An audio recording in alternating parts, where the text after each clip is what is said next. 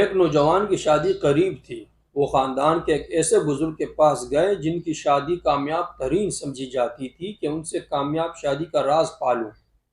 बुजुर्ग ने नौजवान को कामयाब शादी का राज ये बताया कि हमने शुरू दिन से इख्तियारात तकसीम कर रखे हैं। छोटे मामलात में बेगम की चलती है और बड़े इश्यूज़ पर मेरी राय मोतबर समझी जाती है। हम एक दूसरे के कामों में राय में दखल अंदाजी नहीं करते। अंकल, मैं कुछ समझा नहीं। मतलब ये कि घर का सौदा सलफ, चीज़ों की तरतीब, गार्डन में फूलों का रंग, वो क्या पहनेगी, मैं क्या पहनूंगा, बच्चे क्या पहनेंगे, घर से बाहर कब और कहाँ खाना खाना है, मेरी सैलरी कहाँ खर्च होगी, किसके साथ निभा के रखना है, किस पड़ोसी के साथ बिगाड़ कर रखना है, हमने कब और किस जगह जाना है, यहाँ तक कि टेलीविज़न पर क्या देखना है, ये तमाम फैसले बेगम करती है, उसकी चलती है। अंकल, फिर आपकी राय?